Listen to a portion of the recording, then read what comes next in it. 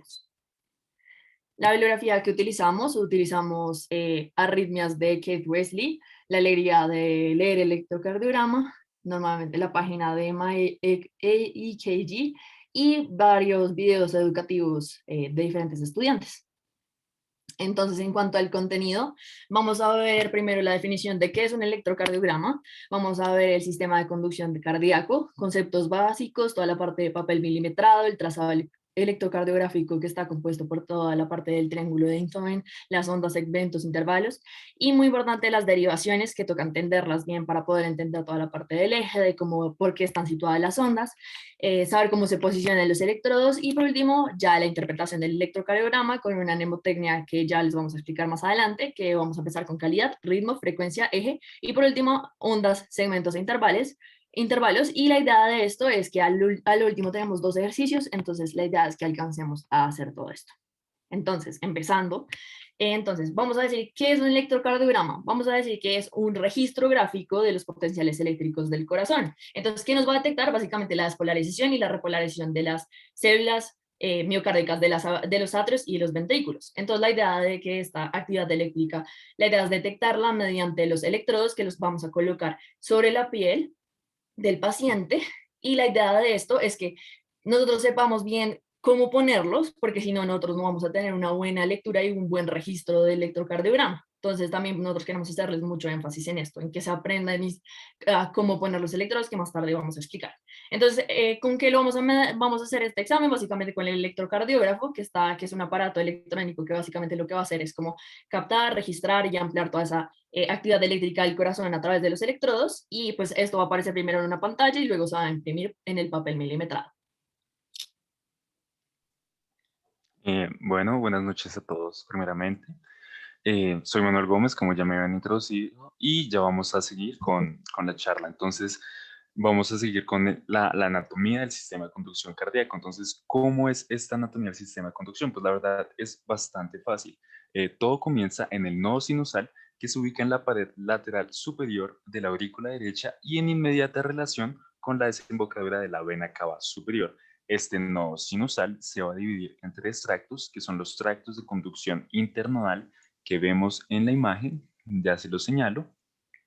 Estos tractos de conducción internodal que van a estar dirigidos hacia el nodo atrioventricular.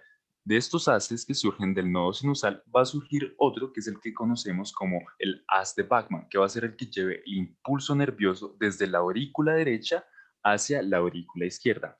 Después vamos a tener el nodo AB, ya cuando llegó esta corriente de despolarización al nodo AB, va a salir otro haz que va a dirigirse hacia el tabique interventricular que se conoce como el haz de His.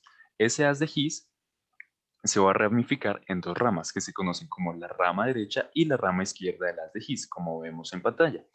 Y asimismo, la rama izquierda se vuelve a ramificar en 2 fascículos, el fascículo antero superior y el fascículo antero posterior. Entonces, como vemos, el vector en el cual se dirige esta despolarización va a ser de arriba a abajo y de derecha a izquierda. Discúlpame, antero superior y postero inferior. Listo, ok, sí señora, perdón. Muy bien.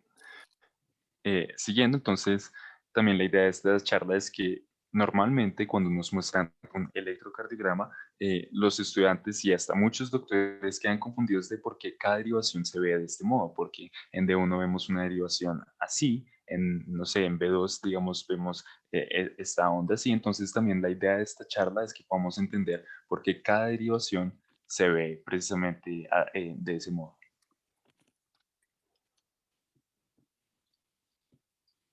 Entonces empecemos con un poco de conceptos básicos. Entonces iniciemos con que tomamos dónde se registra. Entonces, básicamente el papel utilizado en el registro del electrocardiograma es cuadriculado por una razón y básicamente es para facilitarnos la medición tanto del tiempo como del voltaje, que es la amplitud. Entonces vamos a tener que normalmente pues vamos a ver que hay unas líneas gruesas y unas líneas pues más finas. Entonces normalmente las líneas gruesas van a estar divididas por 5 milímetros, entonces cada cuadrito es 1 milímetro, cada línea fina divide 1 milímetro. Entonces, teniendo esto en cuenta, vamos a ver un poco más a detalle qué significa cada, en toda la parte del eje Y y el eje X. Entonces, algo que toca tener claro antes, y es que la velocidad de registro estándar de el electrocardiograma de 12 derivaciones es de 25 milímetros segundos. Esto es muy importante debido a que, por ejemplo, si vemos uno que es de velocidad aumentada, que normalmente es el de 50, vamos a ver, por ejemplo, que las ondas se van a ver un poco más amplias, entonces ahí nosotros tenemos que fijarnos, que yo voy a hablar más adelante de esto, que es para ver la calibración. Toca fijarnos porque podemos, digamos, diagnosticar mal si no tenemos claro de en qué velocidad tiene que ir el electrocardiógrafo, el papel, sí. Entonces, bueno, yendo un poco más a detalle, recordemos que en la parte del eje Y vamos a hablar sobre el voltaje, sobre la amplitud, y pues básicamente lo que vamos a ver es que como es milimetrado, entonces va a haber cada cuadrito, mide 1 milímetro como ya había mencionado, entonces 1 milímetro en el eje Y significa que son 0.1 milivoltios, es decir, que cada cuadrado grande, como son 5 milímetros, hablamos de que son 0.5 milivoltios. Luego decimos que para tener 1 milivoltio completo necesitamos 10 milímetros, entonces 10 cuadraditos chiquitos. Luego, para la parte del eje X, hablamos del tiempo que está medido en segundos. Entonces, 1 milímetro significa, son 0.04 segundos. Entonces ya dijimos, 5 milímetros son 0.2 segundos, porque pues lo multiplicamos, esta cifra la multiplicamos. Y para tener un segundo completo necesitamos 25 cuadraditos chiquitos o 5 cuadrados grandes. Entonces, eso es muy importante tenerlo en cuenta debido a que nosotros tenemos que saber si está bien o mal tomado el electrocardiograma. Entonces, al registro del electrocardiograma usualmente tenemos que ver si está calibrado. Entonces, hay dos como conceptos importantes y es lo que les digo, de fijarse la velocidad de registro estándar que sea a 25 milímetros segundos y el voltaje al que se está midiendo. Entonces, tenemos que medir como las marcas de calibración, toca mirarlas y tienen que medir 10 milímetros, que significa 1 milivoltio. ¿Listo? Entonces, muy importante fijarse en esto lo volvemos a retomar más adelante.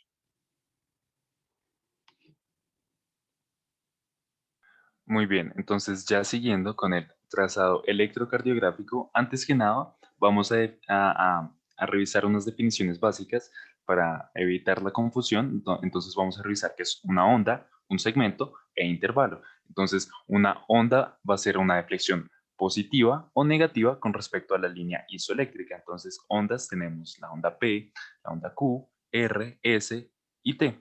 Además de esto, son el producto de los potenciales de acción que se producen durante la estimulación cardíaca y se repiten de un latido a otro. Obviamente, esto pues, va a ser distinto en alteraciones. Entonces, además de eso, vamos a tener los segmentos, que es la línea isoeléctrica, o sea, una línea plana, que se encuentra entre dos ondas en un mismo latido. Entonces, tenemos el segmento PR y el segmento ST. Vemos que no van a abarcar ninguna de las ondas, van a estar entre las dos ondas. El segmento PR al final de la onda P y antes del inicio del complejo QRS y el segmento ST que va a iniciar justo después del complejo QRS y va a terminar al final, justo antes de empezar la onda T. Y el intervalo va a ser el complejo de una o más ondas con un segmento. Entonces, como vemos, el intervalo PR va a abarcar tanto la onda P como el segmento PR y el intervalo QT que va a abarcar el complejo QRS, el segmento ST, la onda T y además algo que vamos a revisar más adelante es el punto J que también va a tener una importancia en la clínica. Muy bien, entonces para definir por qué cada onda se ve así, por qué la onda P se ve así y todo eso, entonces primero debemos entender de dónde surgió este trazado electrocardiográfico. Todo surgió cuando un hombre llamado Einthoven quiso medir la corriente que lleva al corazón y basándose en que el corazón está hecho a partir de un sistema de conducción y el cuerpo humano conduce efectivamente la electricidad. Entonces, si yo pusiera electrodos en el cuerpo, debería ser este capaz de visualizar esa corriente eléctrica que produce el corazón. Entonces, lo que hizo Beethoven fue poner 3 electrodos, uno en cada brazo, como vemos en la imagen, y uno en la pierna izquierda para simular un triángulo que va a rodear al corazón, siendo la parte de arriba la base y la parte inferior el ápex del corazón. A esto se le van a llamar las derivaciones bipolares. Entonces, poniendo un electrodo en el brazo derecho y un electrodo en la pierna izquierda, vamos a relacionar la corriente que existía entre estos electrodos y a partir de eso decimos que hay una corriente que se dirige hacia esa dirección. Vamos a ver que el vector de esa corriente va a ir de polo negativo a polo positivo. Entonces, cuando se forma una deflexión negativa, positiva, negativa e isobipásica. Entonces vamos a entender que siempre una corriente positiva, es decir, una despolarización, cuando se acerque a un electrodo positivo, vamos a ver efectivamente una deflexión positiva. Entonces, ¿qué es esto del electrodo positivo? Donde, como recordamos, la carga la carga de despolarización que se produce desde el nodo sinusal va a viajar hacia el nodo atrioventricular, los tabiques interventriculares, y como ya habíamos mencionado, ese vector va a ir de arriba, abajo y de derecha a izquierda. Entonces, vamos a tener el polo negativo y el polo positivo. Entonces, si esa corriente positiva se acerca a este electrodo positivo, o sea, el polo positivo, vamos a ver una deflexión positiva. Si la corriente positiva se aleja del electrodo positivo, es decir, que va del polo positivo al polo negativo, vamos a ver una deflexión negativa. Y cuando va a ocurrir una deflexión isobifásica, cuando la corriente positiva es perpendicular al electrodo positivo. Muy bien, entonces ya vamos a fragmentar todo este trazado electrocardiográfico y vamos a mirar por qué cada onda se ve así. Entonces, la onda P es la primera parte que representa la activación de la aurícula derecha. La sección media de la onda P representa la parte final de la activación de la aurícula derecha y el inicio de la activación de la aurícula izquierda. Recordemos que esto va a ser a través del haz de Pacman, que lleva el impulso al atrio a la aurícula izquierda. Y por último, la porción final representa la culminación de la aurícula izquierda. Entonces, como vemos la dirección del vector a la cual se dirige la corriente del nodo sinusal al nodo atrioventricular, va a ser en el mismo sentido del electrodo positivo. Es por esto que el resultado va a ser una deflexión positiva. Muy bien, siguiendo, vamos a tener la onda Q. Entonces, digamos que con la, perdón, muy bien, con la onda Q va a ser el inicio del complejo QRS, que en general va a representar la despolarización normal de los ventrículos. Entonces, la primera parte corta del QRS va a representar la despolarización del tabique interventricular. Entonces, vamos a tener primero la onda Q, que cómo consiste esta deflexión con respecto a la línea base, porque vemos que es una deflexión negativa. Resulta que después de que el impulso alcance el nodo atrioventricular, lo primero que ocurre es que primero se despolariza la parte de abajo del tabique interventricular y la parte izquierda. Se despolariza primero la rama izquierda que la rama derecha. Esto provoca que la despolarización eh, que la despolarización de la primera parte del tabique interventricular se dirija primero desde la parte de abajo e izquierda hacia la parte arriba y derecha, y por eso se va a ver esta dirección. Entonces, como la dirección, el vector de esta despolarización va a ir se está alejando del polo positivo, finalmente es que el resultado va a ser una onda Q con una deflexión negativa. Muy bien, siguiendo con la onda R, va a ser la primera deflexión positiva que presenta el complejo QRS. Además, representa la despolarización simultánea de los ventrículos derecho e izquierdo. Entonces, esta va a ser la despolarización del ápice y las fibras musculares centrales, donde hay mayor cantidad de masa de los ventrículos. Entonces, dado que el ventrículo izquierdo tiene un tamaño mayor y también una masa muscular mayor a la del derecho, entonces el complejo QRS va a representar en mayor parte la despolarización del ventrículo izquierdo. Y debido a que, y la despolarización se está dirigiendo hacia el polo positivo. Como vemos, el vector está siguiendo esa corriente de conducción normal del corazón. Entonces el resultado es que se forme una gran onda picuda, por lo que había mencionado, de que aquí es donde hay la mayor cantidad de fibras musculares. Entonces el resultado va a ser esta gran onda picuda, que es la que vemos en el trazado y es la que conocemos como la onda R. Muy bien, ya siguiendo, vamos a tener la onda S, que la onda S es la primera desviación negativa que aparece en el complejo QRS tras una onda R. Esta va a significar la despolarización de las fibras musculares periféricas. Entonces, como vemos acá, se hizo la despolarización de todo el tabique y finalmente va a continuar la despolarización de las fibras musculares periféricas. Y como estas se están alejando del polo positivo, va a ocurrir una deflexión negativa. Muy bien, ya siguiendo, tenemos la onda T, que la onda T es la onda del ciclo cardíaco que representa la repolarización de los ventrículos. Pero entonces, si acá nos damos cuenta, la dirección del vector se está alejando del polo positivo, pero aún así vemos una deflexión positiva. Entonces, ¿cómo va a ocurrir esto? Entonces, así como el complejo QRS se despolariza desde el nodo AB, aquí están viendo en pantalla, desde el nodo AB hacia el ápex, va a ocurrir lo mismo la repolarización ventricular en sentido opuesto. Entonces la flecha va a dirigirse desde el polo positivo hasta el polo negativo. Entonces, precisamente, lo que nos preguntamos acá, entonces si el vector está desde el polo positivo hacia el polo negativo, entonces ¿por qué es que ocurre la deflexión positiva? Entonces ya no estamos hablando de una despolarización, o sea, una corriente positiva, sino una repolarización, o sea, una corriente negativa, donde se están saliendo las cargas positivas de las células musculares y se están negativizando las células. Entonces, dado este concepto de corriente negativa igual a repolarización, entonces tendremos una deflexión positiva cuando la corriente negativa se acerca al electrodo negativo, como precisamente pasa en la onda T. Vamos a tener una deflexión negativa donde la corriente negativa se aleja del electrodo negativo, totalmente inverso a lo que es como con la despolarización, y una deflexión isobifásica donde la corriente, aquí es corriente negativa, es perpendicular al electrodo positivo. Muy bien, ya siguiendo, entonces vamos a abarcar los segmentos que son estas líneas isoeléctricas. Estos segmentos, entonces vamos a iniciar con el segmento PR que está localizado entre el final de la onda P y el inicio del complejo QRS. Recordemos que no abarcan ninguna de las dos ondas. Entonces el segmento PR representa el periodo de tiempo que transcurre entre el final de la despolarización auricular y el inicio de la despolarización ventricular.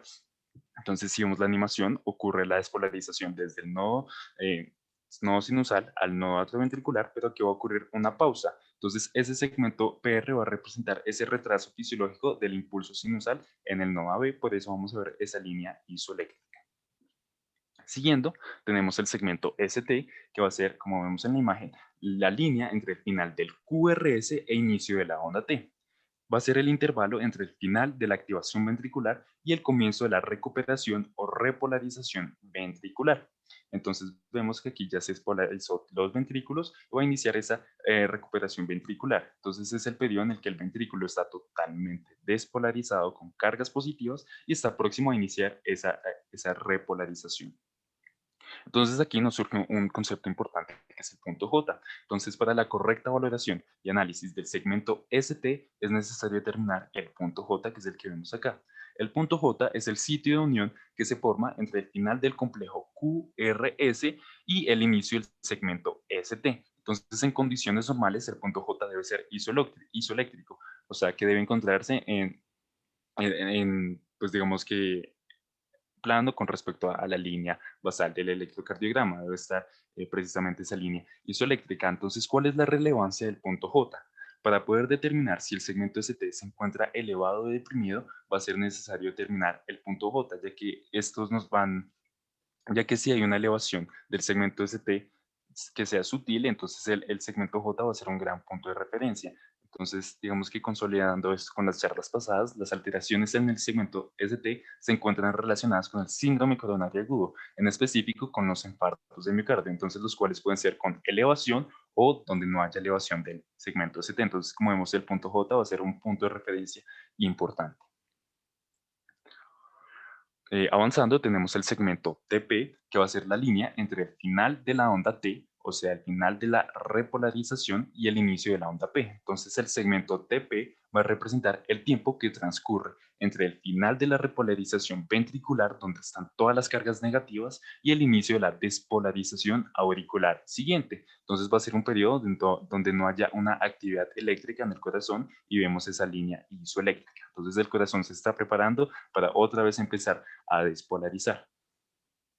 Entonces ya terminando con esta parte, vamos a ver los intervalos que, como ya habíamos visto, va a ser la sumatoria entre las ondas y los segmentos. Entonces el intervalo PR es el periodo entre el inicio de la onda P y el inicio del complejo QRS. Entonces un intervalo PR normal va a representar el tiempo que transcurre entre el inicio de la despolarización auricular y el comienzo de la despolarización ventricular, que es precisamente el complejo QRS. Y el intervalo QT es el periodo entre el inicio del QRS y el final de la onda T. Entonces representa el intervalo entre el comienzo de la activación ventricular y el final de la recuperación o repolarización ventricular. Entonces digamos que hagamos un recuento de todo lo que hemos visto. La onda P va a ser esa despolarización auricular, segmento PR es esa pausa que ocurre en el nodo atrioventricular, luego va a ocurrir el complejo QRS, que es la despolarización ventricular. Luego vamos a tener el segmento ST, donde el corazón se está preparando a repolarizar desde los ventrículos,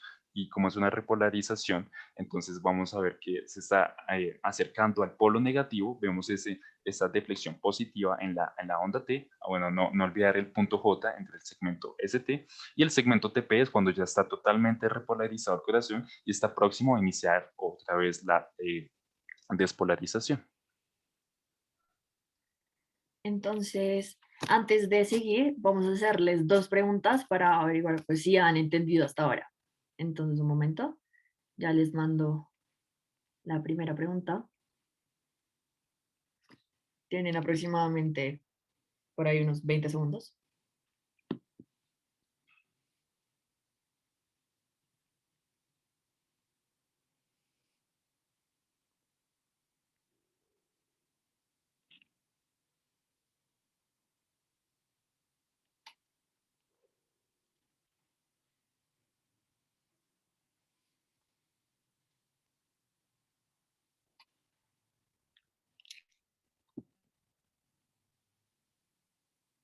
Listo. Entonces, todos respondieron bien. Pues hubo varios que no, pero recuerden que el electrocardiograma es un registro de la actividad eléctrica generada básicamente por esa despolarización y repolarización de los atrios y los ventrículos. ¿Listo? Y ahí les mando la segunda pregunta para que respondan.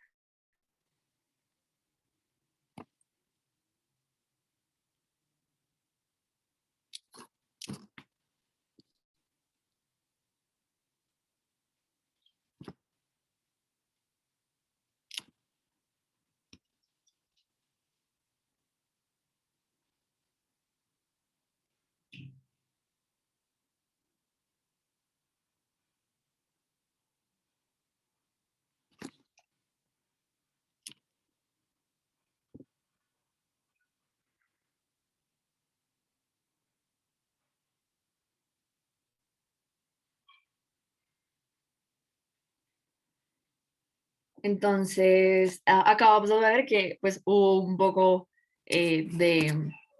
fueron bastante parejos. Entonces acuérdense que un cuadro de que tenga, o sea, un cuadro grande, son 0.2 segundos y cada cuadro, cada milímetro son 0.04 segundos. ¿Listo? Entonces, para que lo tengan en cuenta, que eso es muy importante. Entonces, siguiendo.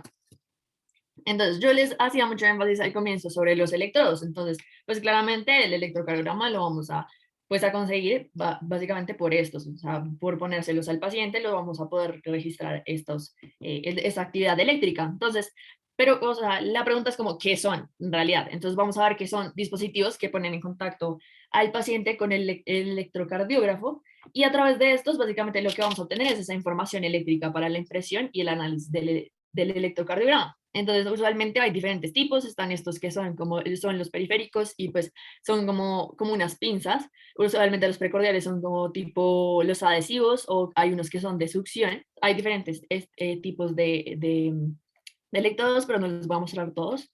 Entonces, básicamente, usualmente lo que vamos a utilizar son 10. Entonces, normalmente son los 4 periféricos y los 6 precordiales.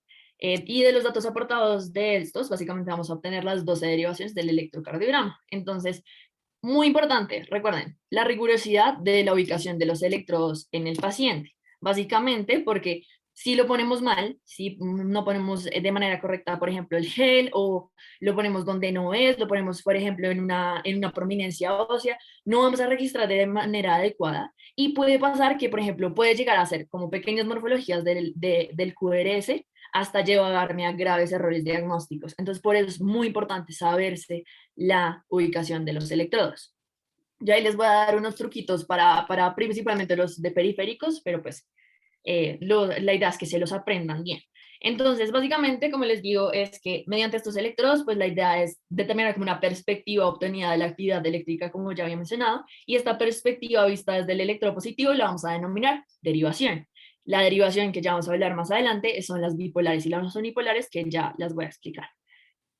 Entonces, primero sabremos de la ubicación de los electrodos. Normalmente, pues ahí vamos a encontrar los periféricos y los precordiales. Entonces, los periféricos vamos a ver que son los que están en las extremidades. Entonces, son 4 y van a ser colocados, pues primero depende de el tipo de electrocardiógrafo. Normalmente creo que, si no estoy mal, es el rojo el que varía, que puede cambiar de color, pero pues es muy importante que tengan en cuenta que el electrocardiógrafo que tengan a la mano en la clínica en donde están rotando, tienen que saber como el código de colores. El código de colores, y tienen, o sea, realmente tienen que sabérselo para no confundirse y que no vaya a haber como una mala toma del electrocardiograma. Entonces, ay, perdón.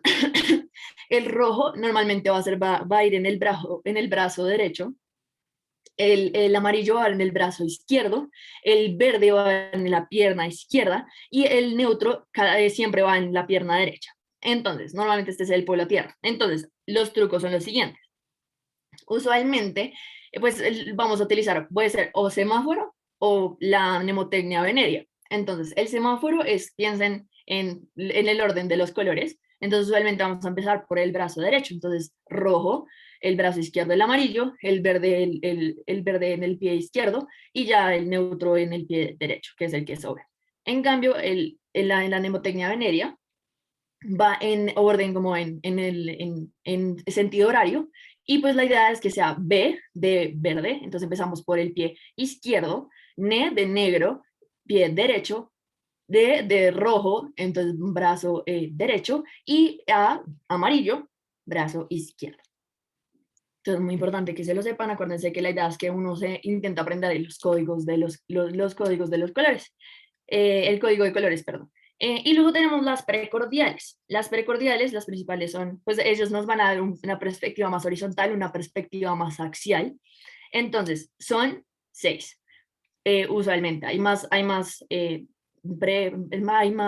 precordiales, que están las derechas y los posteriores, pero ya los voy a explicar, y esos son como en casos especiales. Entonces, usualmente vamos a ver que está B1, de B1 a B6. Entonces, B1 va a estar en el cuarto espacio intercostal, entonces 1, 2, 3, 4, en el borde derecho del esternón. B2 va a estar paralelo a este en el cuarto espacio intercostal, pero en el borde izquierdo del esternón. Luego, primero voy a pasar a hablar de B4, porque B3 lo describen como que está entre B2 y B4. Entonces, B4 está en el quinto espacio intercostal, entonces 1, 2, 3, 4, 5, en la línea medio clavicular. El B5 va en la misma línea horizontal de B4, que es en el quinto espacio intercostal, en la línea axilar anterior. Entonces recuerden que la idea es que esta sea como la línea baja perpendicular desde el punto medio del centro de la clavícula y su extremo lateral, más o menos. Y luego tenemos B6 por último, que es en el quinto espacio intercostal, pero ya en la línea medio axilar, es decir, la línea que baja perpendicular desde el centro de la axila. Como les digo, hay más derivaciones que no, usualmente como que uno no las escucha, porque como les digo, normalmente las posteriores y las derechas las utilizamos cuando hay sospecha de infarto posterior y de ventrículo derecho. Entonces, ¿qué es importante saber? Saber que, por ejemplo, estas las utilizamos, como les digo, para toda la parte de infarto posterior. Entonces, vamos a tener en cuenta que vamos a dejar B4, B5 y B6 como lo acabamos de describir, y vamos a poner B7, B8 y B9. Acá no hay como factor, porque pues como confusión, porque pues cambian los números. Entonces, ¿qué es importante? Saber que B7 va en el quinto espacio intercostal, es decir, va en la misma línea que B4, B5, B6, y sí, B4, B5 y B6, y va en la línea axiliar posterior. El B8 va en el quinto espacio intercostal y la línea medio escapular, y a la altura del ángulo inferior de la escápula. Acá está la escápula y acá va B8. Y luego tenemos en el quinto espacio intercostal y la línea paravertebral izquierda. Acuérdense que paravertebral es que está al ladito pues, de las vértebras. Y luego tenemos las electrodos de las derivaciones derechas. Acá es un poco más confuso porque pues vamos a utilizar lo mismo B1, B2, B3, B4, B5 y B6. Sin embargo, empezamos desde B2, es decir, el primerito que vamos a encontrar es B2. Entonces, no se vayan a confundir, simplemente acuérdense que B1 y B2 es la misma posición de siempre, pero pues acá toca tener muy en cuenta que toca como definir, toca especificar qué es derechos, qué son derivaciones derechas, ¿listo? Puede ser con una R de right o de una de derecha. Entonces, como vamos a ver literalmente es las mismas posiciones, solamente que hacia el otro lado. Entonces, vamos a ver, B2 y B1, como les dije, en la misma posición, B3, R, entonces vamos a decir entre la distancia de B1 y B4R, el B4R está en el quinto espacio intercostal y la línea medio clavicular, el B5R está en el quinto espacio intercostal en la línea axilar anterior y B6R en el quinto espacio intercostal en la línea medio axilar. Muy importante, recuerden, esto toca marcar que son derechos y algo muy importante es que estas dos que les acabo de mencionar usualmente no se hacen en las dos en el primer electrocardiograma que le hacemos al paciente, sino es luego cuando decimos como que normalmente sospechamos como un infarto y no tenemos la certeza de dónde está porque como que no registran en dónde está, pero la clínica como que nos hace sospechar. Entonces, ya en sí entrando en las derivaciones, recuerden que las derivaciones es como ver el corazón de diferentes perspectivas, es como tomar unas foticos, ¿listo? Y uno tiene que saber cuál foto está viendo. Entonces, las derivaciones cardíacas, vamos a decir que son el registro de la diferencia de potenciales eléctricos entre dos puntos, ya sean dos electrodos, que hablamos de la derivación bipolar, o entre un punto virtual, que normalmente es la terminal central, que es como un punto, digamos, como un polo negativo virtual, que es el centro del corazón, y por eso les decimos derivaciones monopolares o unipolares, que normalmente es más común unipolares. Entonces, que es importante tener en cuenta que nosotros no debemos analizar como voy a analizar ABL y después, no sé, voy a mirar B1. Nosotros tenemos que verlo todo en conjunto, todo para poder analizar desde todas las perspectivas. Entonces, no tenemos que tener en cuenta que, volvemos a decir lo que dijimos al inicio, que el impulso eléctrico va de anterior a posterior, superior a inferior y pues de derecha a izquierda. Entonces, ¿qué es importante? Como acá les pongo para que se acuerden, siempre uno tiene que ver la perspectiva de todo para saber qué está pasando en el corazón. Entonces, tenemos dos tipos de derivaciones. Las precordiales, que son las del plano horizontal, que usualmente son B1 a B6, que se las acabo de hablar, y las de las extremidades o del plano frontal, y estas son las que vamos a ver que son 6, y son D1, D2, D3, ABL, ABF y ABR. ¿Listo? Y pues acordémonos que las bipolares son de D1 a D3 y ABR, ABL y AF son las unipolares potenciadas.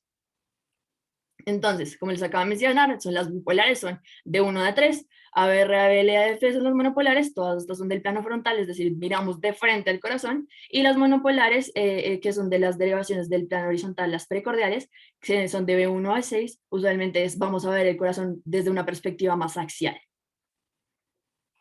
Entonces empezamos a describirlas. Normalmente vamos a ver que, pues ya les dije, primero empezamos con las bipolares, de 1 a D6. Entonces, lo que vamos a visualizar el corazón es como que piensen en un ojo. Este ojo es el que va a ver si se le está acercando el impulso o se le está alejando. ¿Listo? Entonces, ¿qué es importante? La idea es ver como toda la parte de la diferencia de los potenciales entre digamos, el brazo derecho y el brazo izquierdo en la D1. Entonces, por ejemplo, el D1 podemos asociarla con un helicóptero o verlo desde, no sé, desde lo alto de un edificio. El corazón desde lo alto de un edificio. Entonces, miramos desde arriba el corazón y la idea es ver que se esté moviendo en ese plano horizontal. Luego vamos a mirar D2, que básicamente vamos a ver la diferencia de potencial entre el brazo derecho y el brazo izquierdo. Y acá lo que vamos a ver es que desde donde vamos a grabar y ver desde donde se me está como si se me está alejando, se me está acercando el impulso, vamos a verlo desde el pie izquierdo. Pie, sí. Es que habías dicho brazo, pero eso es pie. Así sí es pie, perdón. Y el D3 vamos a ver que también va a grabarlo desde el pie izquierdo. Entonces es muy importante que sepan que, o sea, esto lo vamos a ver como, porque es más adelante vamos a ver qué derivación, qué cara del corazón ve. Entonces es muy importante que se acuerden que el D2 y D3 ven desde, pues desde abajo y D1 ve desde arriba, ¿listo? Entonces, siguiendo las del plano, las unipolares aumentadas, tenemos ABR, ABL y ABF, como ya les decía. Lo que vamos a ver en ABR es el potencial absoluto del brazo derecho y lo que él va a tomar la foto, o sea, acuérdense que es va a estar en la terminal central o pues digamos en el punto virtual, el polo negativo entre comillas, virtual que está en el centro del corazón y que el mismo electrocardiógrafo es el que como que lo ubica. Entonces, el ABR lo va a ver desde, toma la foto desde arriba a la derecha, ¿listo? Va a verlo desde acá. Luego ABL lo va a ver desde, va a ver el potencial absoluto del brazo izquierdo y va a tomar desde arriba a la izquierda. Y muy importante, ABF también va a tomar entonces desde el pie izquierdo, ¿listo? Entonces también va a mirar el potencial absoluto de la pierna izquierda y mira desde abajo al corazón y pues va a mirar que se le está acercando. Digamos, la literatura, realmente hay muchas personas que dicen que el ABR es relativamente inútil, pero pues sí funciona, sin embargo, pues tienen que tener en cuenta que, por ejemplo, la ABR, o sea, en qué momento el impulso va hacia allá, o sea, en ningún momento el impulso va hacia como de izquierda a derecha, porque, o sea, va totalmente contrario y por eso, por ejemplo, las deflexiones de ABR siempre van a ser, casi siempre van a ser negativas, a menos de que sean patológicas, ¿listo?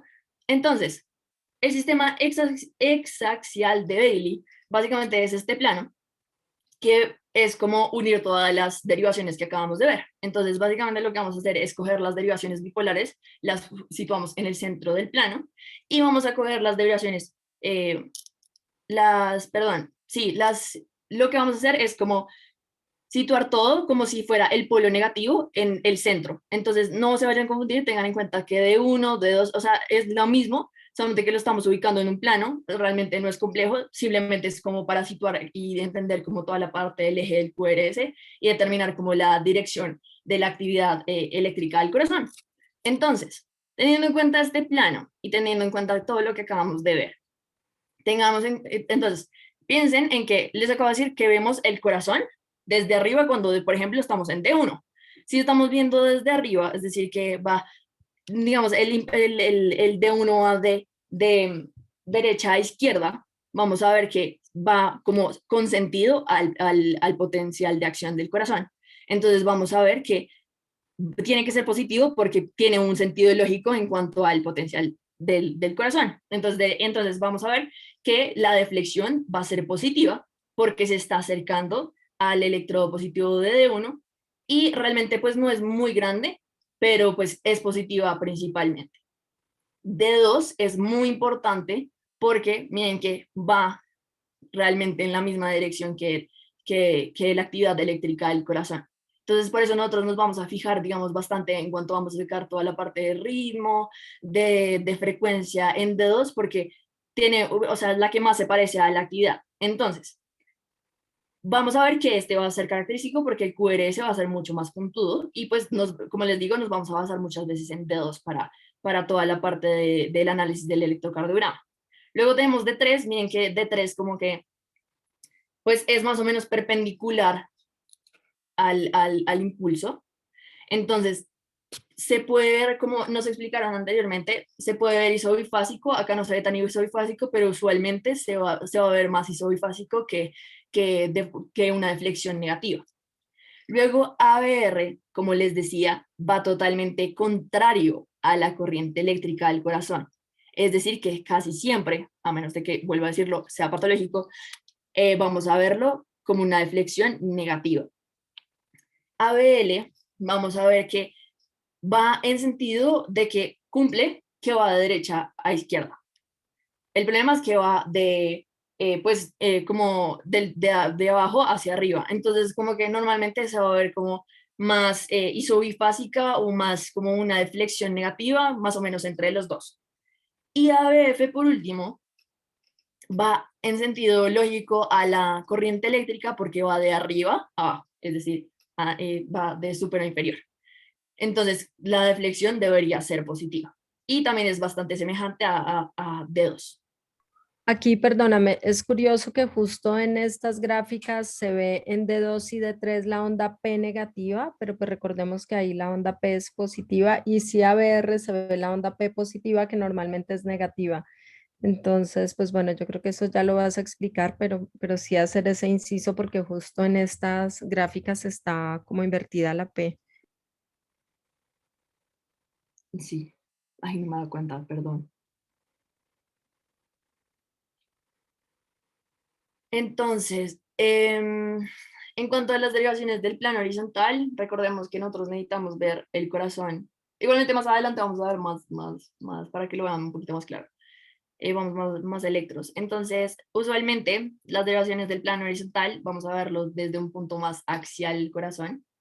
Entonces, como les digo, la idea es, recuerden algo muy importante y es que las derivaciones del plano frontal van a ver como toda la parte del frente del corazón. Entonces, ¿qué es importante acá?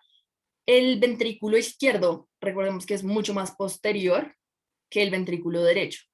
Entonces, nosotros no vamos a alcanzar a ver como perfectamente el ventrículo izquierdo y necesitamos verlo. Necesitamos ver desde todas las perspectivas porque puede ser que haya una isquemia y nosotros no la diagnostiquemos, puede que haya una necrosis y no la diagnostiquemos, y por eso es muy importante que pues, digamos, la vista, veamos el corazón desde de todos los lados. Entonces, normalmente pues vamos a ver que las precordiales pues miran desde un punto puntual, desde una parte puntual del corazón.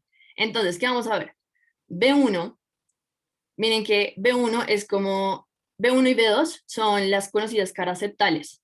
Entonces, ¿por qué? Básicamente porque todo, como la despolarización viaja en este sentido y va a viajar por el septo interventricular, vamos a ver que las primeras que se encuentran, las primeras derivaciones que se van a encontrar son la B1 y la B2. Entonces, por eso decimos que son las caras septales, porque pues ven el septo interventricular que se acerca a estas dos. Entonces, al ser, digamos que como que estas no van a ir, van como un poco más, digámosle que perpendicular, no tan perpendicular, pero sí es como que no se acerca tanto a la despolarización del corazón y por eso las vamos a ver negativas, ¿sí?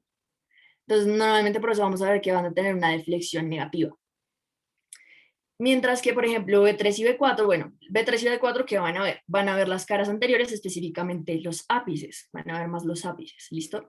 Entonces, estos también, digamos, el B4 va a ser más como positivo, porque miren que tiene más sentido hacia, como hacia como la corriente, o sea, se parece más a la corriente eléctrica del corazón. Y B3 todavía no alcanza a ser parecido, así sí, supremamente similar a la corriente eléctrica del corazón, sin embargo, miren que se va positivizando más de que los anteriores. Y eso es lo que les voy a hablar a continuación. B5 y B6 también tienen un sentido lógico en cuanto a la corriente eléctrica, entonces es muy importante que tengan en cuenta esto. Y B5 y B6 que yo no les había dicho es que ven la cara lateral baja. Y algo muy importante y es que yo no les había dicho otra cosa y era que bueno, eso se los digo ahorita, entonces ya vuelvo a retomar esta parte. Entonces, lo que les decía es que dependiendo de cómo vaya la corriente eléctrica, vamos a ver que se va a ir, va a haber la progresión de la R. Entonces, normalmente en B1, al no ser tan parecida, por ejemplo, a la corriente eléctrica del corazón, vamos a ver que va a ser un poco más una deflexión negativa y van a ver que a medida que nos vamos acercando a parecerse más a la corriente eléctrica, vamos a ver que se va a positivizar la onda R. ¿Listo? Entonces, por eso hablamos de la progresión de la R.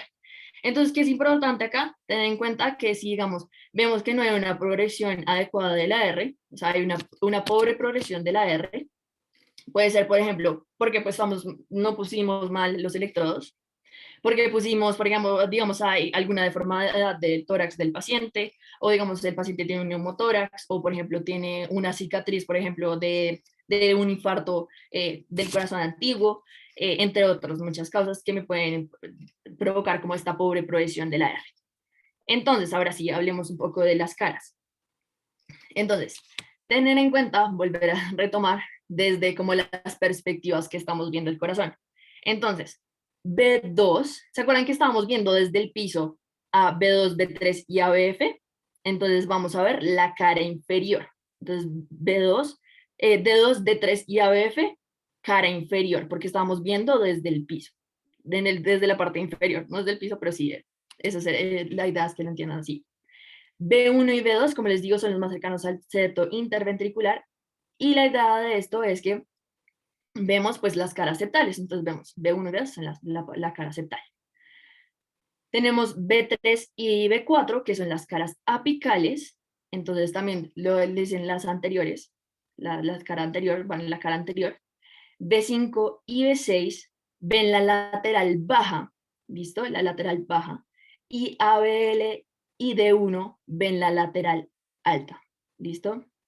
Es muy importante porque recuerden que, digamos, D1 lo estamos viendo desde una perspectiva un poco desde arriba, en cambio B6 y B5 lo vamos un poco más axial, ¿listo? Más horizontal.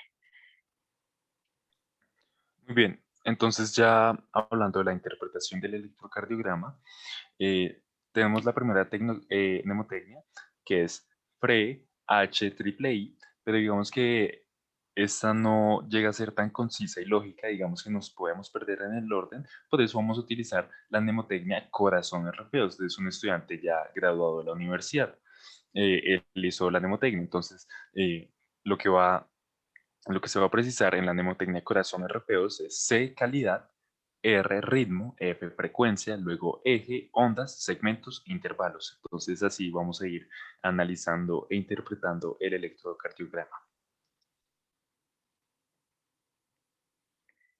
Bueno, esto ya les dije que íbamos a retomar un poquito más sobre esto, entonces la idea de la calidad, de empezar con la calidad, es saber si está bien tomado o no el electrocardiograma.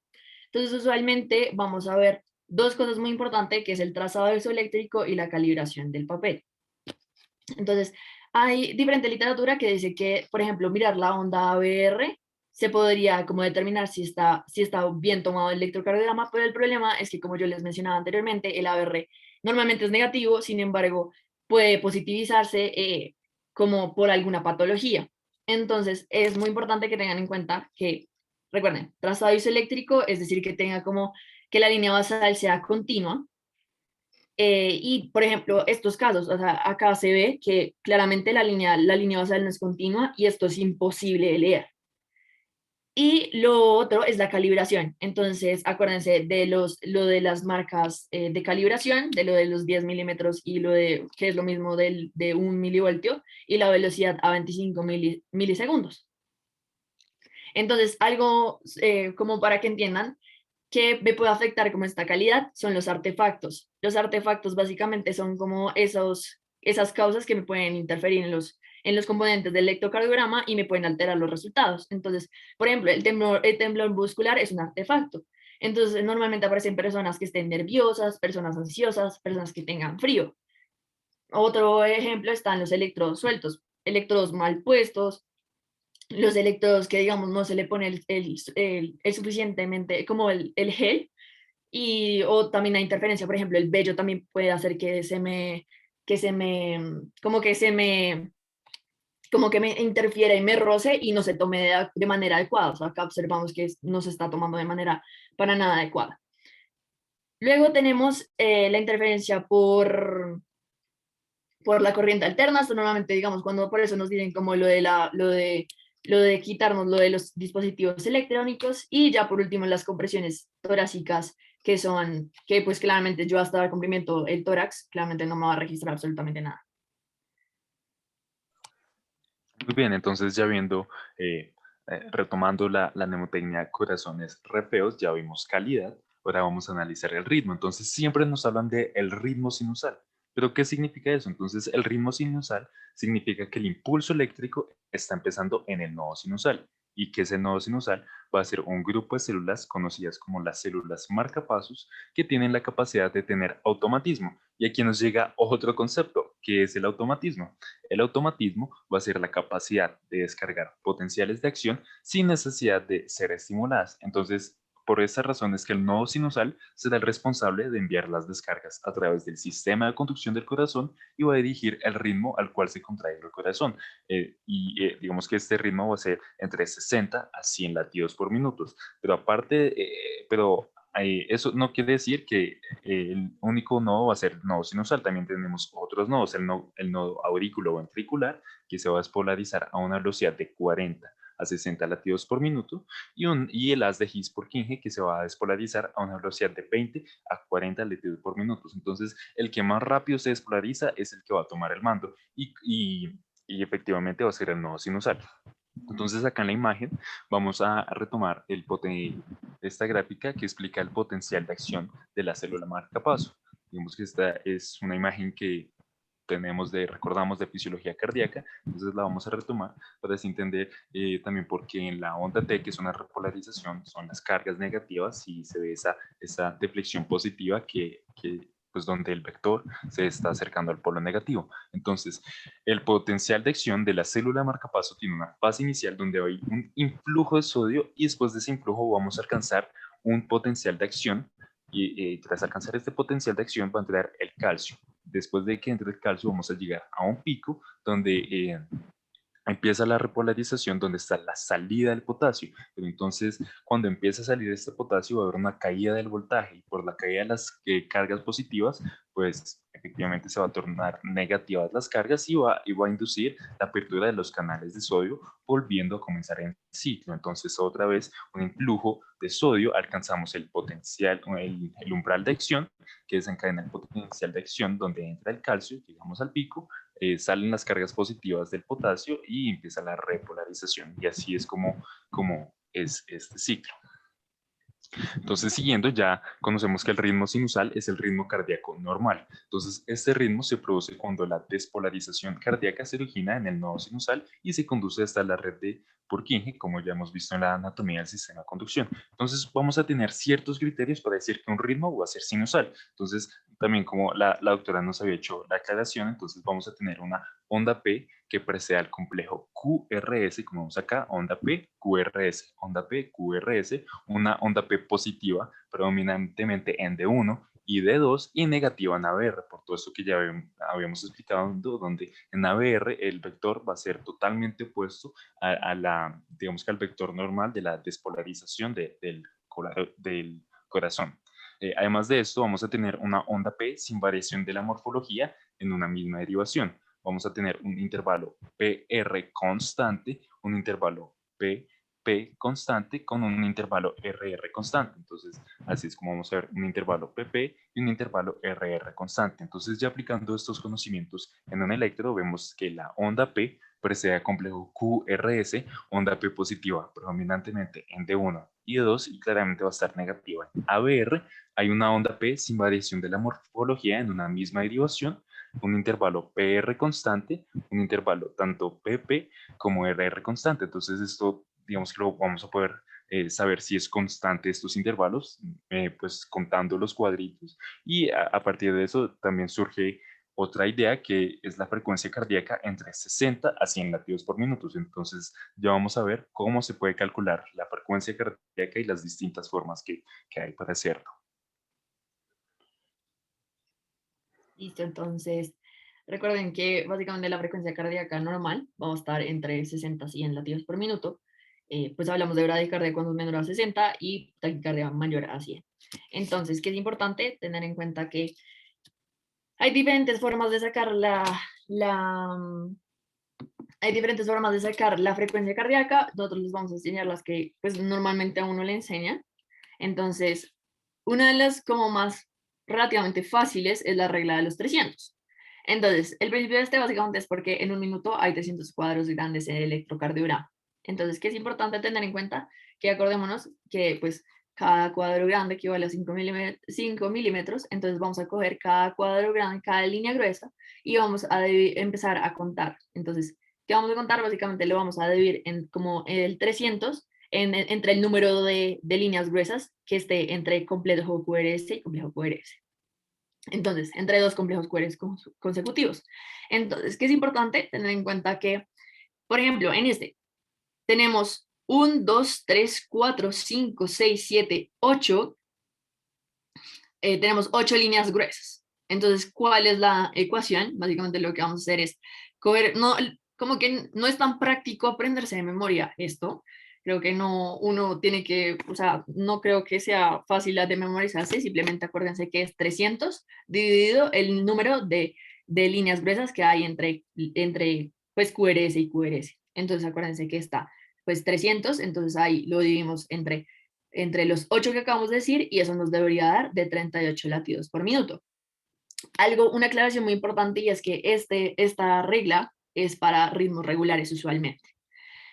Luego, digamos, cuando decimos, usualmente no nos da tan exacto, o sea, puede que no siempre nos caiga entre dos líneas gruesas. Entonces, que es importante tener en cuenta que también podemos sacarlo cuando no nos cae, pues entre estas dos. Entonces, ¿qué es importante? Entonces, vamos a ver que podemos coger, digamos, acá, en este caso, cayó entre 75 y 60. Entonces, ¿qué vamos a hacer? Uno hace primero la diferencia entre estos dos. ¿Cuánto es la diferencia entre 75 y 60 latidos por minuto? Pues son 15 latidos por minuto. Cada cuadrito chiquito es 1 milímetro, entonces son 5 milímetros entre estos dos y vamos a dividir ese 15 entre 5 milímetros y eso nos daría que cada cuadrito pequeño serían 3 latidos por minuto. Entonces, hay dos formas de hacerlo. Nos vamos o por el grande o por el chiquito. Entonces, vamos por el 75 primero. Entonces, vamos a ver que acá hay una diferencia entre este QRS, hay dos cuadritos de diferencia, ¿sí? Entonces, lo que vamos a ver es que ese 75 le vamos a restar esos dos cuadritos con ese y nos acabamos de dar cuenta que son 3 latidos por minuto. Entonces, ¿qué vamos a hacer? Pues dos cuadritos son 6 latidos por minuto y pues ¿qué vamos a hacer? 75 menos 6 son 69 latidos por minuto. Luego vamos a tener, si no queremos por este lado, podemos ir por el 60. Entonces vamos a ver que hay 3 cuadritos de diferencia entre este QRS y pues la línea gruesa. Entonces, ¿qué vamos a hacer? Pues entonces vamos a sumarle, porque él está yendo hacia la izquierda. Entonces, ¿qué vamos a hacer? Entonces, son 3 cuadritos, entonces 3 por 3 por 3, 9. Entonces, 60 más 9, y eso nos debería dar aproximadamente 69 latidos por minuto. ¿Listo? Otro método es del intervalo RR. Este también es para pues RR regular. Este método no es tampoco, personalmente no me parece tan práctico porque toca tener en cuenta y acordarse lo que les preguntamos, la pregunta que les hicimos ahorita de lo de 0.2. Entonces acuérdense que cada cuadro grande son 0.2 segundos. Entonces, entre este QRS y este QRS, vamos a contar el número de cuadritos. Entonces, 1, 2, 3, 4, 5, 6, 7 y 8. Lo multiplicamos por 0.2 porque cada cuadro equivale a 0.2, entonces nos da 1.60. Entonces, esto lo vamos a dividir, este 60 lo vamos a dividir entre los segundos que nos dio y nos debería dar la frecuencia cardíaca, que es aproximadamente 37.5 y lo redondeamos a 38. No sé si alguien quiere hacer este. Si no, yo lo hago. Ok, yo lo hago. Entonces, Quería intentarlo. dime. Ah, no, que yo quería intentarlo. Si quieres, hazlo. No sé si viste la respuesta. No, no la alcancé a ver. Dale.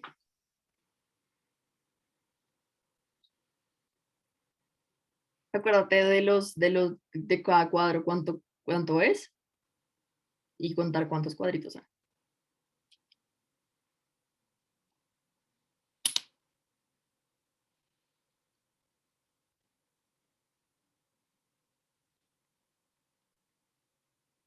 ¿Cuánto te dio?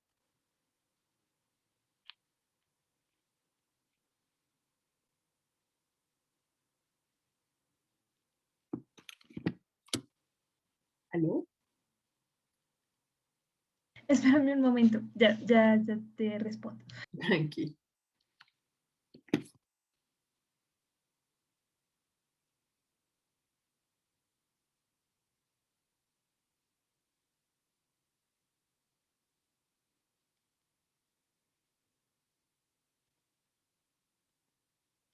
¿Te demoras? Es que estamos muy... Ya No, qué pena. No, la verdad, si quieres dar el resultado, la verdad es que me confundí un poco, entonces si quieres, ya da la respuesta. Tranqui. Eso es de práctica. Entonces, acuérdate que son, acuérdate, 0.2, entonces 0.2, 0.2, 0.2, y esto es aproximadamente, realmente, toca mirar porque esto es bastante a ojo, porque digamos acá tiene dos cuadritos, entonces miramos, acá dice que es 0.68, pero más o menos es como 0.62, 0.68, entonces 0.2 más 0.2 más 0.2 más 0.02, y pues eso daría 0.62, 0.68, como les digo, el libro dice que es 0.68, y eso lo vamos a dividir 60 entre los segundos, y eso nos debería dar la frecuencia cardíaca. Esos son bastante enredados. Este básicamente es lo mismo que la regla de los 300, sin embargo, pues acá muestra la, como la ecuación, acuérdense que es el número de cuadritos, de cuadrados grandes, y pues el 300 lo dividimos entre ese número. Entonces no me voy a detener, voy a pasar este porque ya nos estamos alargando. Este también es uno de los más fáciles, es como el mismo principio del de la regla de los 300, básicamente contamos ya no cuadros grandes, sino cuadros chiquitos, entonces 5, 10, 15 y 2 darían 17 cuadros pequeños y hacemos 1500 dividido 17. Entonces normalmente pues da 88.2 y lo redondeamos a 88 latidos por minuto.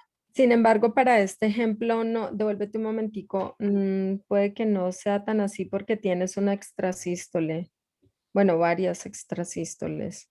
Entonces aquí tendrías que usar un método de RR irregular. Sí, ahorita ya nos vemos. ¿Se dan cuenta? O sea, en este, o sea, tú no puedes como estimar una frecuencia cardíaca solo entre dos RRs cuando hay tanta extrasístole. En este tendremos que usar el otro. Pues digamos, lo que dice la doctora, entonces sí estamos hablando de que es irregular. Si no estoy mal acá, creo que sí están los 10, los 6 segundos. Espérate, hay 5, 10, 15, 20, 25 y 30. Entonces, de una vez los adelanto. Entonces, normalmente vamos a coger 6 segundos, que equivalen a 30 cuadros grandes. Entonces, lo que dice la doctora es que pues esto como al ser irregular sería mucho más fácil y pues más exacto a utilizar un método para pues RR regular. Entonces utilizamos el de los 6 segundos, si quieren, voy a adelantarme un segundo. El del RR regular, básicamente lo que vamos a ver es que en esos 6 segundos vamos a contar los QRS que haya entre esos 6 segundos. Entonces hacemos uno, digamos en este caso hay 9, entonces multiplicamos el 9 por el 10, porque pues, entonces 6 segundos y el 9 de los QRS que haya lo multiplicamos por 10 y eso nos debería dar la frecuencia cardíaca. Entonces es muy importante que lo tengan en cuenta. Y por último, este es el único método que realmente no es muy eficiente y sencillo. Esto es simplemente contar cuadros pequeños y mirar una tabla de cuánto es la frecuencia cardíaca. Realmente no es práctico, no recomendable.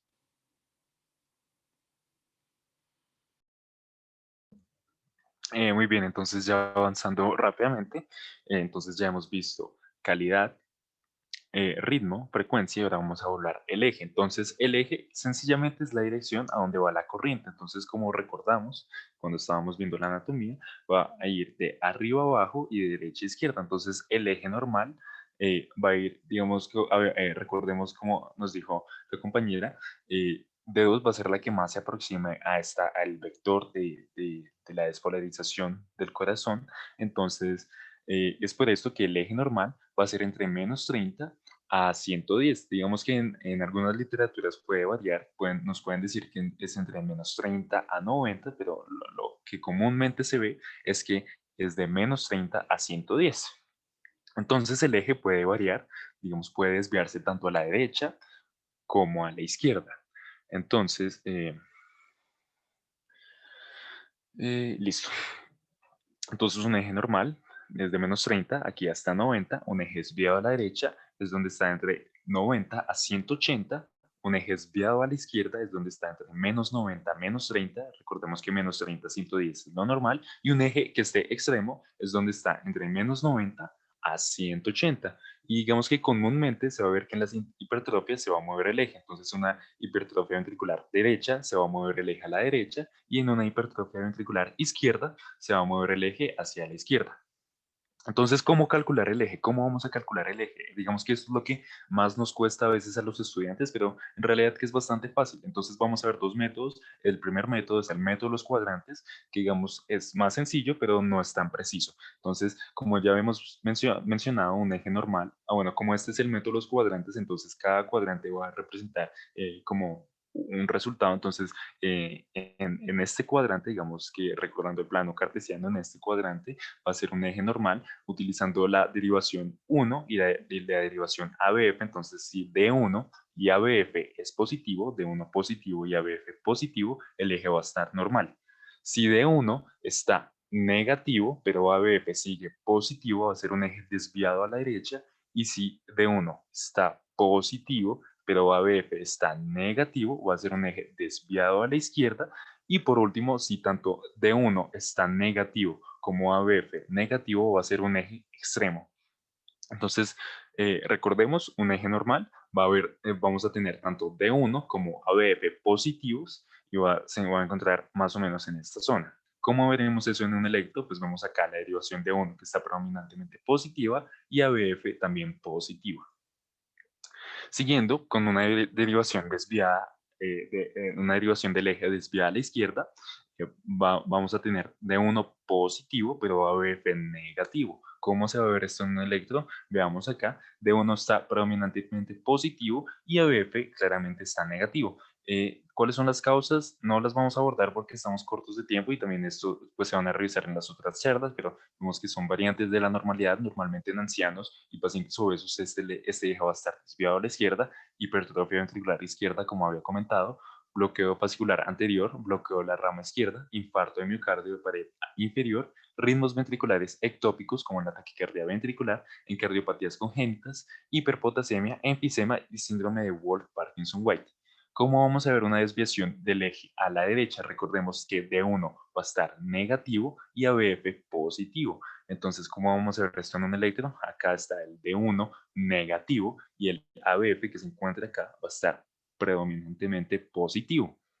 Las causas, variantes de la normalidad, niños, jóvenes y adultos delgados, se va a ver que el eje está desviado a la derecha, inversión de los electrodos del brazo derecho e izquierdo, por eso es muy importante esta posición de los electrodos que ya hemos venido hablando, bloqueo fascicular posterior, hipertrofia ventricular derecha, infarto de miocardio y pared lateral, enfermedad pulmonar aguda o crónica, síndrome de Wolff-Parkinson-White, cardiopatías congénitas y ritmos ventriculares ectópicos.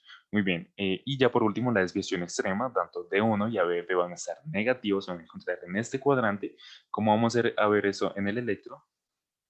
Ignoren las flechas, vamos a ver acá D1 negativo y ABF también predominantemente negativo. Causas: mala colocación de los electrodos, ritmos ventriculares, hiperpotasemia, enfisema y estimulación por marcapasos. Entonces ya vimos el primer método, pero no es tan efectivo porque si nos sale alguien con un D1 positivo y un ABF negativo, lo vamos a colocar como si estuviera desviado a la izquierda, pero recordemos que desde menos 30 pues digamos hacia 110 va a estar esto positivo, entonces podemos cometer un error al clasificar que a un paciente con un eje desviado a la izquierda cuando aún está en rangos de normalidad. Entonces, cómo va a ser este método isobifásico? Lo primero es determinar la derivación con el QRS más isobifásico, por eso método isobifásico, y determinar qué derivación es perpendicular a esta. Ya vamos a revisar cómo aprendernos las derivaciones perpendiculares de cada una, pero digamos que aquí con el sistema hexaxial vemos que si cogemos ABR, la derivación perpendicular va a ser de 3 porque forma un ángulo de 90 grados, lo mismo con ABL y de 2, ángulo de 90 grados, y de 1 y ABF, ángulo de 90 grados. Esa es como una forma, aprendernos que R es right, left y foot. Muy bien, entonces, con respecto al QRS, si la derivación perpendicular va a ser positiva, el eje va a estar orientado hacia esa derivación perpendicular. ¿Qué significa esto? Digamos que el ABR es nuestro QRS isobifásico. Entonces la perpendicular es D3. Si este D3 en el electro el QRS está positivo, el eje va a estar dirigido hacia, pues efectivamente a D3 a 120 grados, pero si el D3 estuviera negativo, va a estar totalmente opuesto, como vemos acá, eje orientado opuesto hacia la derivación perpendicular. Ya lo vamos a ver esto con ejemplos. Entonces, ¿cómo recordar las derivaciones perpendiculares? Digamos, tenemos varias formas. Una es Doña Flor y sus tres maridos. Digamos que el dato curioso es que hay una novela que se llama Doña Flor y sus dos maridos. Entonces, acá nos va a servir, por ejemplo, con Doña Flor y sus tres maridos. Entonces, principalmente es que tenemos la palabra flor, F, L y R, cada uno haciendo representación de derivación ABF, ABL y ABR. Entonces, la F, que es como la primera consonante, su paralelo va a ser D1, ABL, que es la segunda consonante, va a ser D2, y ABR, que es la tercera consonante, su perpendicular va a ser D3. Entonces, ahí que se completa la palabra flor. Otra forma, simplemente cuando nos muestran el electro, es hacer como una X, donde D3 va a ser paralela a ABR, D1 paralela a ABF, y D2 va a ser, perdón, paralela no, perpendicular. D3 perpendicular a ABR, D1 perpendicular a ABF, y D2 perpendicular a ABL. Entonces, la idea era hacer esto más interactivo, pero ya estamos como pasados de tiempo. Entonces, ¿qué vamos a hacer? Lo primero a buscar, vamos a buscar cuál es el QRS más isobifásico. Entonces, acá va a ser la D1. Entonces, D1 isobifásico, ¿cuál va a ser la perpendicular del D1? Recordemos que 1 es la letra F de la mnemotecnia Flor y sus tres maridos. Entonces, F es la primera consonante. Entonces, la paralela va a ser ABF, o también mediante la técnica de la X, cruzando esto. Entonces, vamos a mirar la paralela que es ABF. ABF está predominantemente positiva. Eso significa que el eje va a estar orientado a 90 grados, donde es la colocación de ABF, el eje orientado a 90 grados. Siguiente ejemplo, ¿cuál va a ser la derivación predominantemente positiva, la derivación isobifásica? Acá vamos a tener que es ABR, ABR es la isobifásica. ¿Cuál es la perpendicular de ABR? Va a ser D3. R es la tercera consonante, entonces va a ser D3. Entonces vamos a ver, D3 está positivo, ¿cierto que sí? Está con un QRS positivo, el eje va a estar a 120 grados. Eje desviado a la derecha a 120 grados.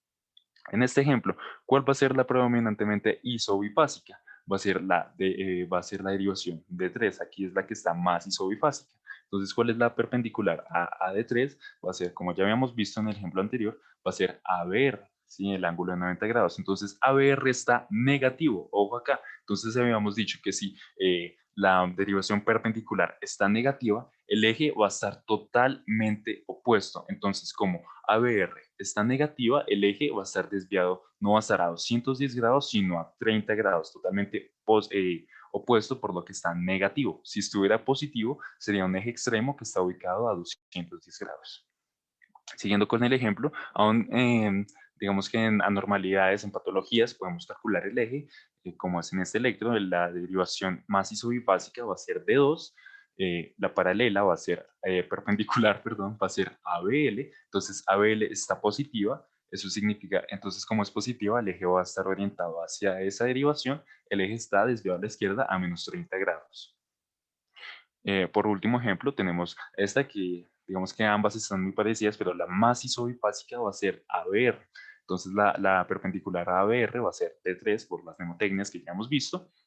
Entonces revisamos como D3 está negativo, entonces como está negativo el eje va a estar totalmente opuesto a D3. Eso significa que va a estar desviado a la izquierda a menos 60 grados. Si estuviera positivo D3, el eje sería desviado a la derecha a 120 grados.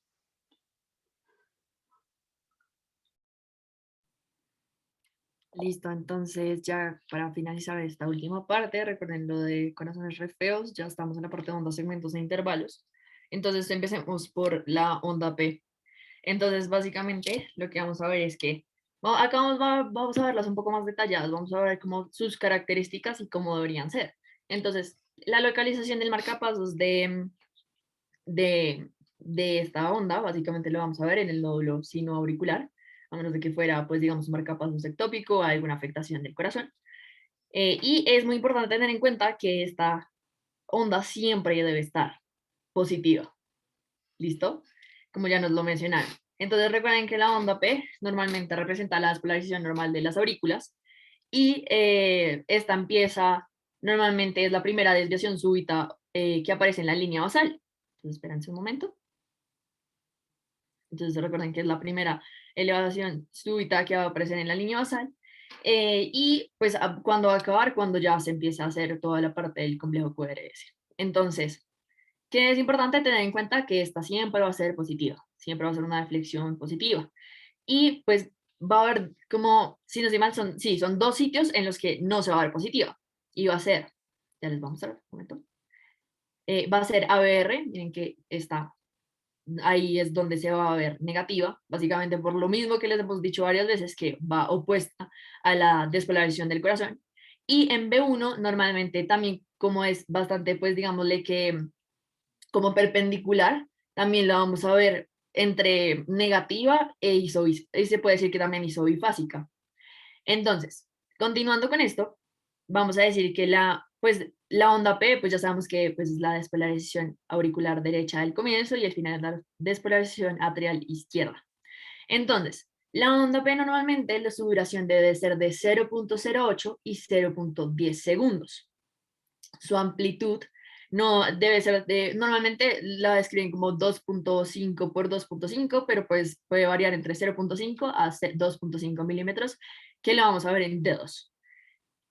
También es muy importante tener en cuenta que la configuración de esta onda va a ser lisa y redondeada. Acá esta la podemos comparar, por ejemplo, con la onda T. La onda T se va a ver un poco más como asimétrica, esta va a ser un poco relativamente más, entre comillas, simétrica, en cambio la onda T tiene como una bajada más súbita comparada con esta. En cuanto a la relación de la onda P con el complejo QRS, pues ya sabemos que apenas acaba la onda P, empieza a aparecer el complejo QRS y el intervalo PR debe durar aproximadamente 0.12 a 0.20 segundos. Entonces vuelvo a repetirles, muy importante, siempre debe estar la onda P positiva. Entonces ya les expliqué esta parte. Seguimos siguiendo con el complejo QRS, básicamente ya sabemos que va a representarme la despolarización normal de dos ventrículos, la parte de Q va a ser la parte septal, R la parte apical y S el resto de la despolarización ventricular. Entonces, el marcapasos igual, no sinoterial. Y algo que toca tener en cuenta es cómo aparece. Entonces, primero claramente aparece pues, la Q, la R y la S. Entonces, ya vamos a ver como las características de estas. Entonces, ya volvemos a decir, apenas acaba P, apenas está como el como está en el segmento, perdón, un segundo. No, sí, apenas se acaba P, empieza el complejo QRS y lo que vamos a ver es el Q, normalmente se va a escribir como una deflexión negativa y pues R es una deflexión positiva y S también es una deflexión negativa, dependiendo de los sitios en los que se encuentra, normalmente debería ser así. Entonces, ¿cómo vamos a ver? Entonces, la onda Q, usualmente vamos a verla como la desviación negativa en casi todos y realmente no debería deben aparecer en todos, excepto en B1, en B2 y en B3, ¿listo? Entonces no debería de aparecer. Usualmente las Q son pequeñas, no deberían ser tan profundas, ¿listo? Entonces es muy importante ver esas características porque pues digamos eso nos puede hacer sospechar de alguna como patología. También es importante tener en cuenta que la R tiene que ser una desviación positiva y que tiene que ser súbita. Entonces tiene que ser súbita y tiene que ser bastante marcadita. Acuérdense lo que les dije, lo de la progresión de la R, acuérdense siempre la progresión de la R que empieza bastante negativa y va positivizándose hasta B6. Luego tenemos la S. La S literalmente es como el contrario. Usualmente la S va a ser un poco más, empieza más positiva, acá no se ve claramente, pero usualmente sí se ve como la S va empezando a negativizarse en vez de positivizarse. ¿Listo? Miren que acá empieza como, acá no se ve tanto, pero digamos acá se empieza a ver un poquito que la S empieza más positiva y llega hasta ser negativa. Que también es Espera un momentito, la S siempre es negativa. ¿Te refieres esa que se hace más profunda, tal vez, no? sí, sí, sí, Porque señor. la S siempre ha de ser negativa. Lo que pasa es que tiene el fenómeno contrario al de la R, que la R va creciendo y la S va como involucionando, de tal manera que hacia B6 ya es una S muy pequeñita en condiciones normales y al inicio de las precordiales siempre es una S profunda, pero siempre va a ser negativa, nunca positiva. Listo, gracias doctora por la aclaración. También es muy importante, como les digo, puede variar la deflexión de qué onda estemos viendo, si es positiva o negativa, ya se las describí. Usualmente el QRS va a medir entre 0.06 a 0.12 segundos. La amplitud puede variar, puede ser desde 1 a 2 milímetros hasta incluso 15 milímetros, y su configuración usualmente debería ser estrecha y puntiaguda. En cuanto a lo último de las ondas, hablamos de la onda T. La onda T, ya sabemos que es como la parte es la primera desviación súbita, es como la última desviación súbita que se va a ver antes de empezar otra onda P.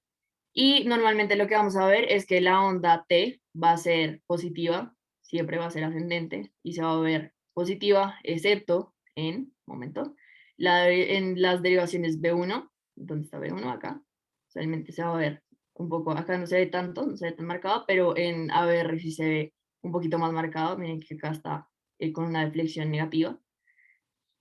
En cuanto a duración, bueno, es entre 0.10 a 0.25 segundos, su amplitud debe ser menor a 5 milímetros, y la configuración es redondeada simétrica, los de que les di así a mí, que acá empieza como, no es tan redondita como la onda P.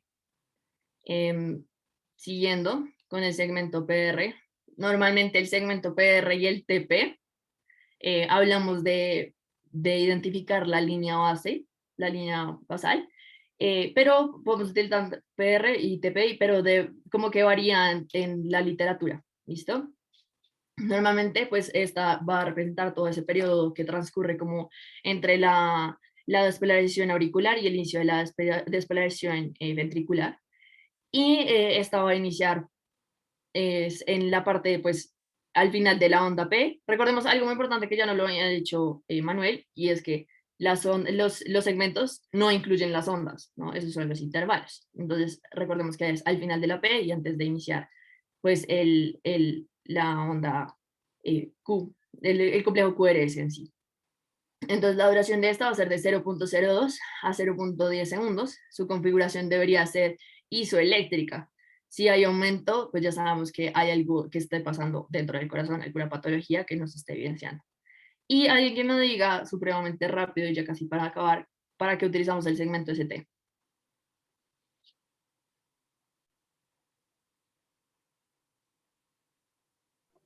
Infartos, ¿no? Sí, exacto. Entonces, acuérdense que pues, el segmento ST va a ser nuestro elegido para ver toda la parte de los síndromes coronarios agudos. Entonces, lo que vamos a ver es que, pues recordamos que la parte del segmento ST va a representar la parte como final de la repolarización ventricular normal, y esto va a iniciar, comienza desde que llega como el final del QRS, ¿dónde está? Ay, me volví. Del QRS, y pues finaliza al inicio de la onda T. Entonces la duración debe ser de aproximadamente 0.20 segundos o menos. La amplitud debe ser isoeléctrica, pero puede tener variaciones de un milímetro durante los 0.04 segundos, que es lo de un cuadradito chiquito. Y muy importante, pues acordémonos del punto J, que pues ya sabemos que es entre el QRS y antes del inicio de la onda T, para lo de los infartos, lo de definir si hay una elevación o si no hay una elevación. Normalmente luego vamos a ver que ya les dije, si es eléctrica va a ser plana, pero también podemos ver que pues, se puede volver cóncava, arqueada, ascendente o descendente.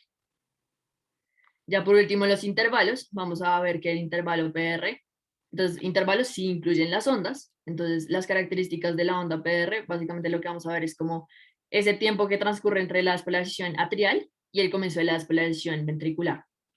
Entonces, este se puede, lo podemos ver, digamos, este nos ayuda a ver, por ejemplo, los bloqueos AB. Entonces, si, digamos, incrementamos este tiempo que la duración de lo que, pues, que tiene este intervalo, vamos a ver que nos puede dar como una señal de que podría dar un bloqueo. Si está muy aumentado, puede ser que haya un bloqueo AB. Entonces, ¿cómo podríamos describir? Entonces, el intervalo PR pues inicia desde la onda P y finaliza al inicio del complejo QRS. Como les digo, dura entre 0.12 a 0.20 segundos. Y ya principalmente en cuanto al PR es eso. Y finalmente el QT vamos a ver que representa también un periodo, el periodo como que transcurre entre el inicio de la polarización ventricular hasta la finalización de la repolarización ventricular. Entonces, esto nos va a servir también para mirar si hay prolongaciones clínicamente relevantes. La duración depende de la frecuencia cardíaca, pero normalmente vamos a decir que son como prolongaciones aumentadas cuando son mayores a 500 milisegundos aproximadamente, entre 400, como 480 a 500 milisegundos, más o menos. Entonces, por ejemplo, perdón, eh, como digamos, si hay prolongaciones, por ejemplo, puede significarme que hay algún tipo, por ejemplo, de algo importante. Esto tiene que medir la mitad de los RR. ¿Listo? Muy, muy importante que tengan en cuenta. Si vemos que está aumentado, es que pues algo está pasando. Por ejemplo, puede ser que haya lo mismo, un bloqueo AB, o puede que sea, ejemplo, digamos, puede haber una pericarditis o una isquemia, o hay, digamos, cuando hay hemorragia subaracnoidea también se puede ver aumentada. Entonces, y ya por último, que no lo tenemos pues acá, es el intervalo RR, y pues ya lo hablamos, el intervalo RR lo vamos a utilizar básicamente para la frecuencia cardíaca. Y pues realmente eso es todo. No sé si quien quiera quedarse, quiera hacer algún ejercicio. Primero pues queremos la retroalimentación de la doctora, pero pues si acaso les mostramos, les podemos mandar diferentes, un libro que nuestro director de investigación nos mostró para que pues practiquen todo lo que acabamos de ver. Listo, bueno, decirte que o decirles que con lo del QT, el punto de corte de la normalidad máximo es 440, ya 480, 500 ya son QTs muy prolongados. Si me dejas compartir pantalla, dos figuritas que acabo de tomar de un libro que yo tengo que me gusta mucho. Entonces, simplemente son cosas sencillas. Y perdonen porque acabo de tomar acá la foto con el celular. El QRS se llama QRS, ya lo dijimos, siempre se va a llamar así, pero puede ser solo RS, puede ser, o sea, puede que no haya Q y se seguirá llamando QRS, ¿vale? O sea, son diferentes configuraciones normales del QRS. Entonces, utilizamos una nomenclatura de mayúsculas y minúsculas como para decir si alguno de los componentes es más pequeño y otro más grande. Entonces, por ejemplo, esta que es un QRS monofásico porque solamente tiene R, no tiene ni Q ni S, y tiene una R monofásica que está mellada porque tiene esta escotadura en la parte superior. Puede ser RS, donde tanto R como S son del mismo tamaño, entonces los nombramos, es un QRS que solo es RS en mayúscula, o a veces se hace la distinción, por ejemplo, para los bloqueos, como en el bloqueo de rama derecha, de RSR, que ustedes tal vez lo han visto con frecuencia, donde decimos que R minúscula porque primero hay una R que es más pequeñita que la segunda que aparece. Entonces, todas estas son diferentes morfologías normales del QR, normales o anormales del QRS, pero que igual se seguirá llamando QRS. Esta, por ejemplo, QS es la característica cuando hay isquemia. O también hay unas que tienen una Q muy pequeñita, R, y unas S profundas, o las monofásicas, o solo QR, también puede ser solo negativo o positivo y nunca hay S. Esa es una de las que les quería mostrar. Y la otra es esta, que también esto es de un libro de una profesora mía de Barcelona, que también es otra especie de mnemotecnia para hallar el eje eléctrico, pero esto en función de cuál es la positividad o negatividad de cada una de los complejos QRS de 1, de 2 y de 3. Entonces, por ejemplo, aquí el que resaltan es que cuando el QRS es positivo en D1, D2 y D3, o al menos predominantemente positivo, porque siempre no es solo positivo, el eje es de 60. Entonces, fácilmente si uno ve que son positivos en D1, D2, D3, uno puede decir tiene 60 positivo. Y así, entonces también esa mnemotecnia, por ejemplo, si D1 es positivo, D2 es positivo y D3 es isobifásico, pues es de 30, o si este es positivo, positivo, negativo, de 0. Entonces también es otra de las formas, lógicamente lo mejor es poder hallarlo a través del plano cartesiano y con todo lo que ya vimos, pero a veces también esta forma de hallar el eje puede resultarles también muy útil.